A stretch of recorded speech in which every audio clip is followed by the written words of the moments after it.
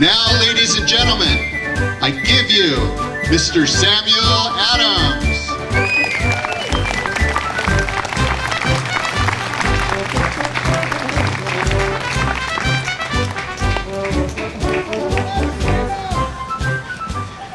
I thank you for allowing me to come speak to you today. I am going to have to use my tricorn because this has been a rather bad hair day for me. As you heard in the introduction, you people of Massachusetts knows that we had a convention in Boston. The convention was to answer the question, should we indeed ratify the newly established Constitution of the United States of America? We went to this, there was about 346 of us, with a solemnness, because we knew what would happen if this was not the right thing for us to do. So we sat down and we said, let us go through this. Now, to give you a background, I need for you to understand that the Constitution of the United States of America is not something that simply just came to us. As a matter of fact, on July the 4th, in 1776, we put together a declaration as to say why we are going to resist the George III administration. And we lined it all out. Why we should cease to be colonies, but become sovereign states. And I will say to you, at the very beginning, it was written that we hold these truths to be self-evident, that all men are created equal, and that they are endowed with their Creator with certain inalienable rights, which is life, liberty, and the pursuit of happiness.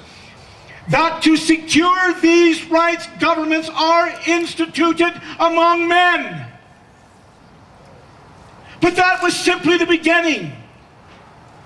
Because in April of 1775, our then king, our sovereign, he who made all the laws and rules for us, and if we did not follow, we shall be punished.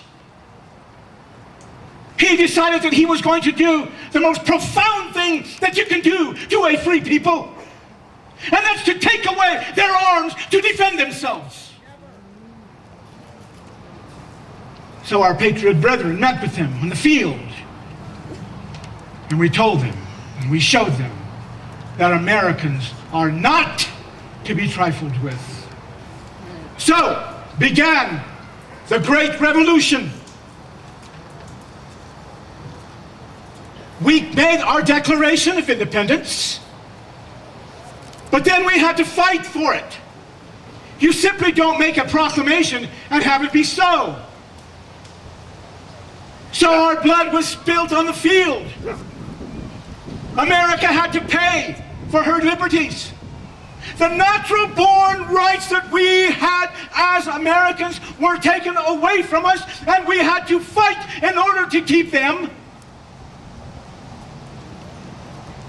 At the end of the fight, there was a convention called to create a constitution, to which I have here. I was not at that convention, and I'll tell you why. I did not necessarily feel we needed to have this particular article. I said, why? You see, when we declared our rights as sovereign states, each state, including Massachusetts, we came up with our own constitution.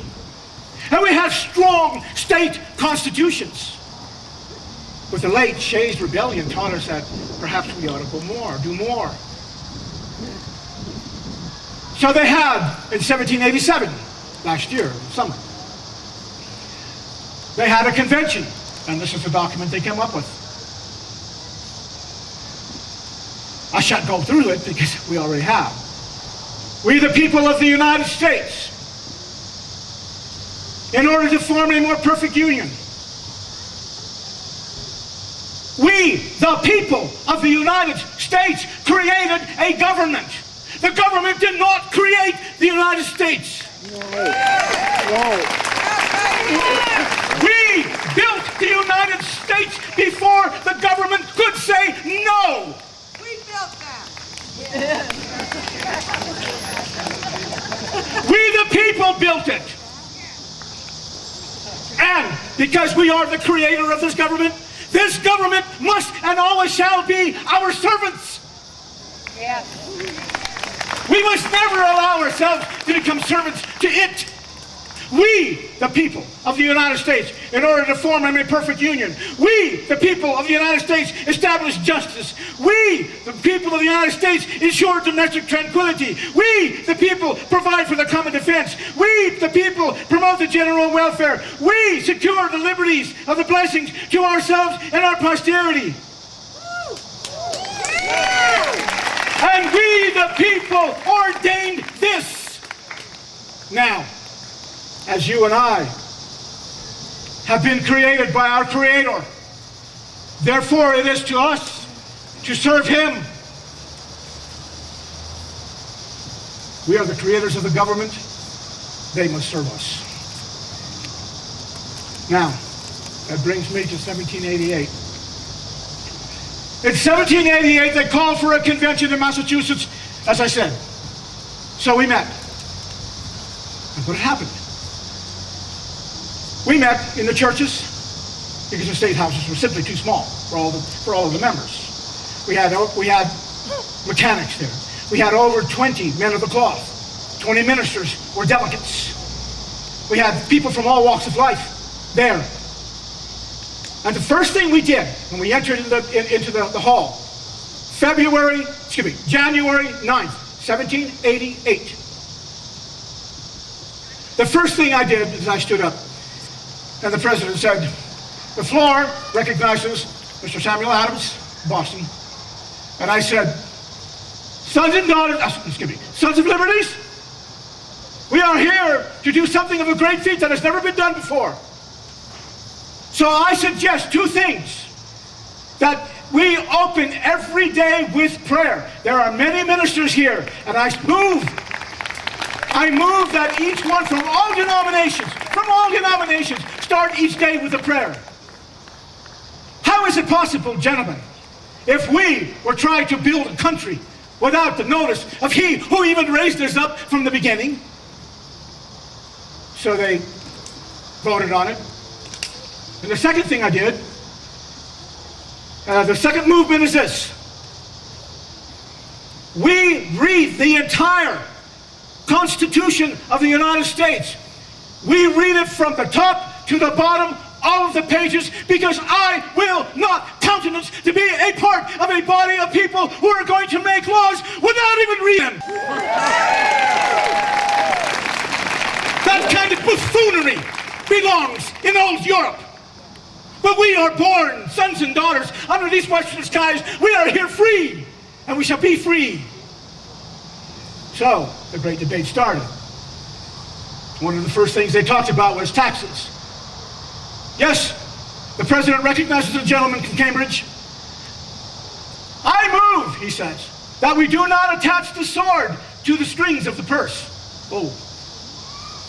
Another stood up and they said, the president said, the floor recognizes a gentleman from Boston.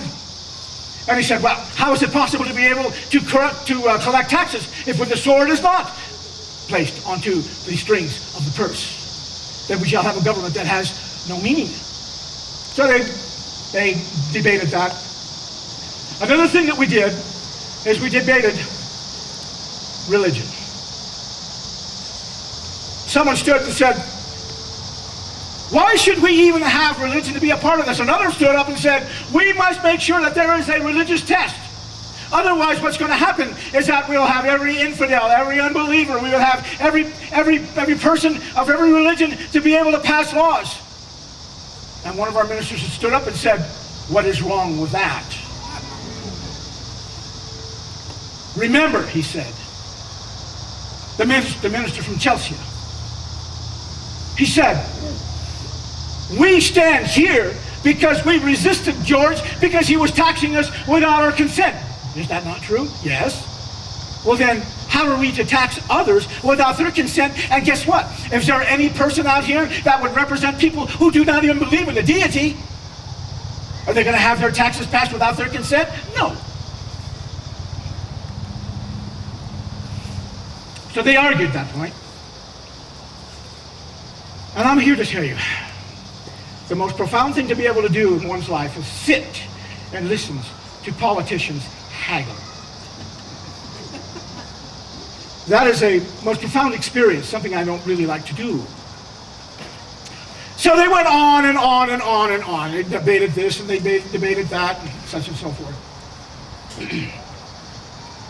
Finally, I got about the 26th of January, from the 9th to the 26th. That's a long time. I decided I'm just going to listen. I'm not going to be really involved in the debates. Oh, except for one thing. One of the individuals who was talking about religion said religion must never be a part of what we're doing here when we have the debate. And I stood up and I said, "The floor recognizes Samuel Adams of Boston." And I said, "Sir, let me ask you something. You said we should not have anything to do, religion must not have anything to do with what we're doing here. But let me ask you something. Does not the scriptures tell us, 'Thou shalt not steal'?" Well, yes, indeed, it does. Well, whether you agree with its authenticity or not, the principle is there, "Thou shalt not steal." Well, gentlemen, let me ask you this. Does that mean Congress? Should we take that out? As a matter of fact, the scriptures also say, "Thou shalt not worship any other God before me." He says, "Well, what's that got to do with this?" Well, let me tell you what it has to do with this. When religion becomes your God, what are you going to do? You bow to that who's going to give you everything that you think you need. But he who has the power to give has the power to abrogate. And you're going to bow before the government of the United States as if it's your God? No! You will have no other God before you, not even this government, not even this Congress, not even this judiciary branch, not even this president.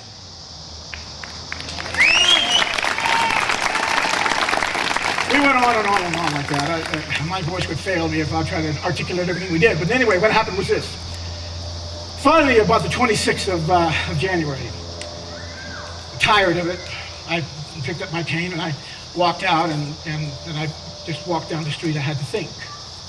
People said that Mr. Adams was against the Constitution. I was not against it.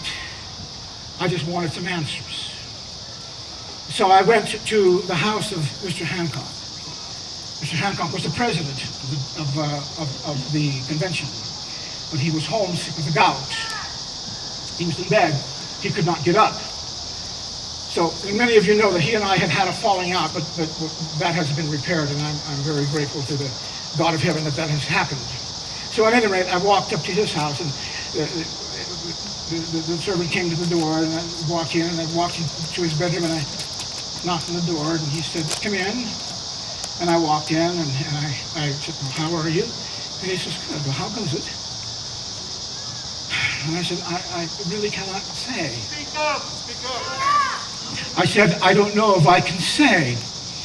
That's the first time somebody's asked me to speak up. Normally they're asking me to be quiet.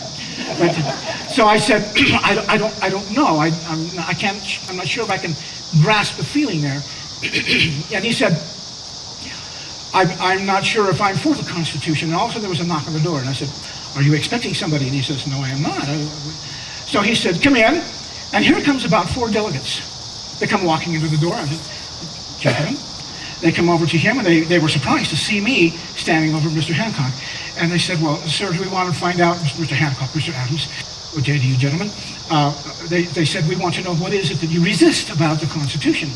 And I said, "Well, there's something about the Constitution that is not answering the needs of the people." And that's what they said. "We need a Bill of Rights to go with it. We cannot give a Congress or a government so much power that they become rulers of the people. We want guarantees. all of a sudden there was another knock at the door. I looked at Mr. Hancock and said, "Are you expecting a party?" When I looked at them, they looked at me, and we said, "Come in," and here comes, well, Mr. Revere. So Paul Revere walked in. He said a message for the president. And I said, so he hands the message to the president, and I'm looking at him. He reads it, his eyes get real big, and I'm looking at him. I looked at the other gentleman, they looked at me, and we don't know. So he handed me the paper, and I took it, and I opened it, and I read it. And I looked at Mr. Revere, and I said, "Mr. Revere, you're telling me that there was a meeting in the Green Dragon Tavern with all of the mechanics?" And he said, "Yes." And I said, "This says that they want us to vote for the Constitution." He said, "Yes, it is, sir." And I said, "Well, how many people were in the Green Dragon?" He said, "Sir, the Green Dragon could not hold them all." And I said, "Well, where were the rest?" He said, "Well, sir, they were in the street." And I looked at Mr. Hancock, and he was looking at Mr. Revere, and I said, "Well, how many were in the streets?" And he said, "Mr. Adams, more than there are stars in the sky." I handed it back to Mr. Hancock, and we looked at him, and we said, "Well, if that many people are for this, how can I be against it?" So this is what happened. On the 31st,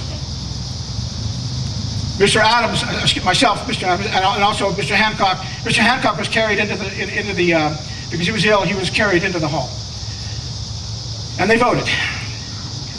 And we said, "All right, gentlemen, we shall indeed vote for this, but we want to have a Bill of Rights, which includes what?" One said, "Which includes this: the people have the right to grievance without being arrested.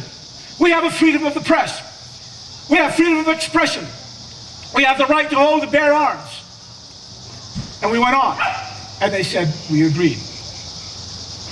Well, on the 4th of February, it was passed. Now, I said all that to say this to you, and I shall conclude. We have exchanged a king for a president. We have exchanged a parliament for a Congress. We have exchanged those entities, but we have not exchanged men for angels. No matter if he has the name American in front of him, a usurper is a usurper. I am here to tell you, ladies and gentlemen here gathered,